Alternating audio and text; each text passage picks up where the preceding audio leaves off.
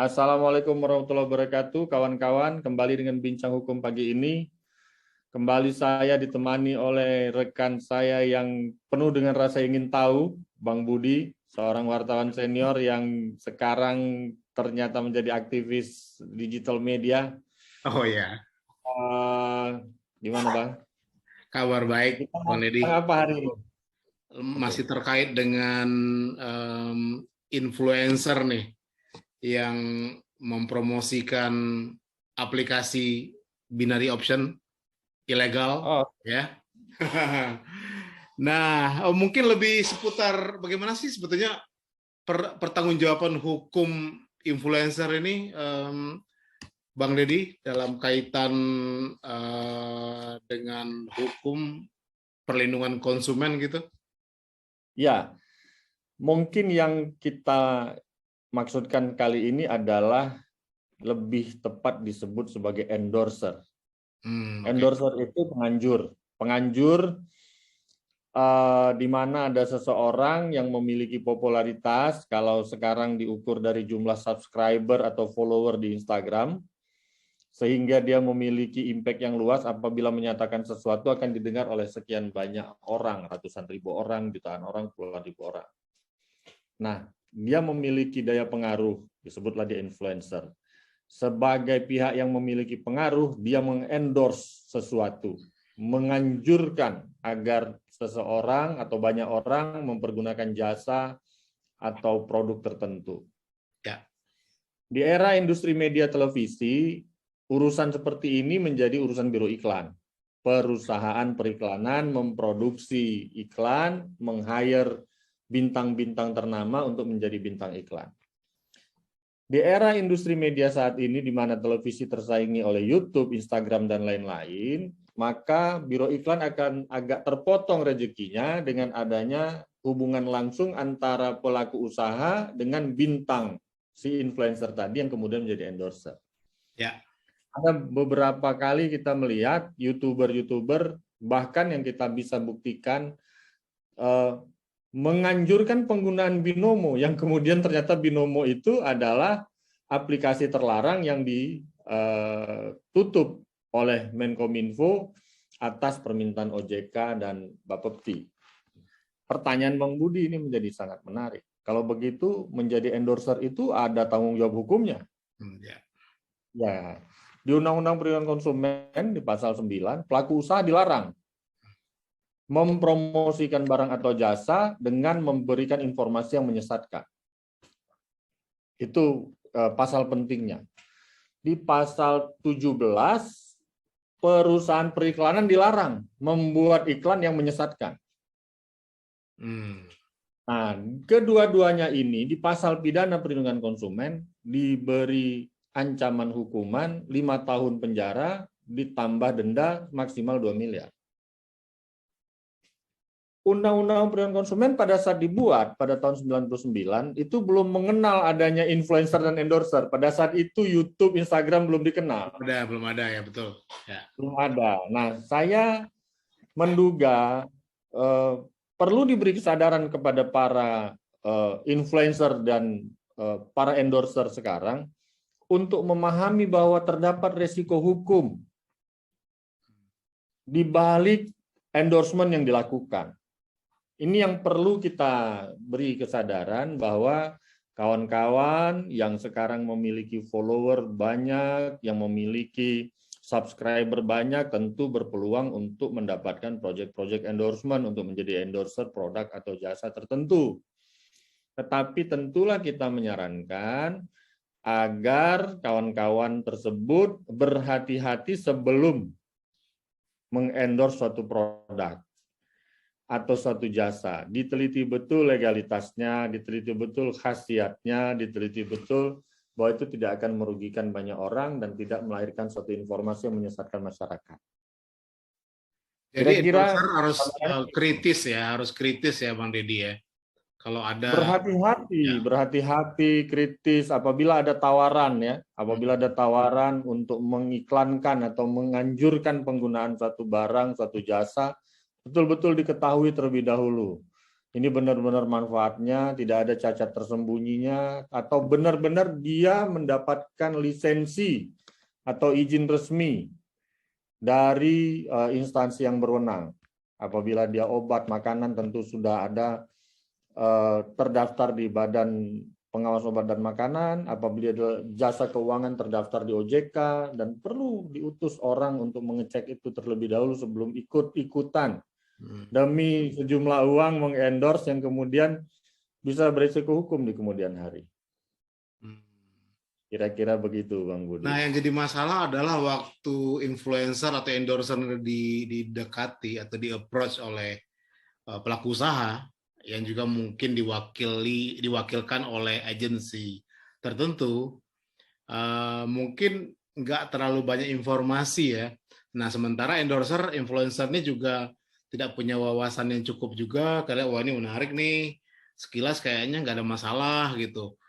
Nah, mungkin dengan kejadian ini ya, Bang Deddy ya, dengan adanya kejadian seperti sekarang, dan ternyata udah masuk ke jalur hukum, ke depan harus lebih hati-hati ya. Tidak hanya di produk seperti binary option, tapi juga produk-produk lain yang kira-kira dirasakan mungkin punya dampak atau mungkin tidak legal dan lain sebagainya. Begitu? Tentu saja semua harus diperlakukan secara hati-hati, teliti, cermat, dan penuh dengan pemeriksaan legalitas dan tidak adanya cacat tersembunyi. Karena sekarang endorser akan berhadapan langsung dengan masyarakat, dan masyarakat bisa saja mengajukan tuntutan hukum, perbuatan melawan hukum terhadap endorser yang menginformasikan sesuatu jasa atau barang tanpa melakukan pemeriksaan terlebih dahulu. Dan bisa saja mencoba untuk menggunakan pasal pidana Undang-Undang Perlindungan Konsumen tadi terhadap endorser yang memberikan informasi tanpa melakukan kehati-hatian. Gitu, Bang Budi. Oke. Itu kan ada istilah etika pariwara ya. Kayak etika jurnalistik, kaidah jurnalistik gitu kalau di media ya. Nah, itu bagaimana kita mengaitkan fenomena endorser ini dengan etika pariwara gitu, Bang Deddy? Nah, pelanggaran etika dalam melakukan periklanan itu ada ancaman hukumannya. Karena itu sebagai pihak yang memberikan endorsement itu wajib untuk mengetahui terlebih dahulu produk atau barang atau jasa yang di-endorse-nya dengan pengetahuan yang cukup.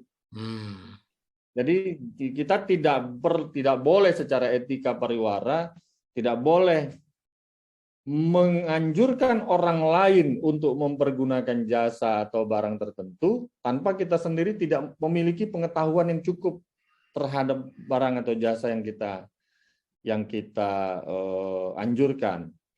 Ya, terdapat di sana kewajiban untuk memiliki kompetensi terhadap produk atau jasa yang kita anjurkan untuk dipergunakan masyarakat. Itu salah satu bentuk perhatian. Ya, kira-kira bagaimana tuh sanksi pidana baik bagi yang bikin iklan maupun yang menganjurkan atau yang jadi endorser dalam konteks ini, Bang Deddy? Di Undang-Undang Perlindungan Konsumen tidak disebut endorser.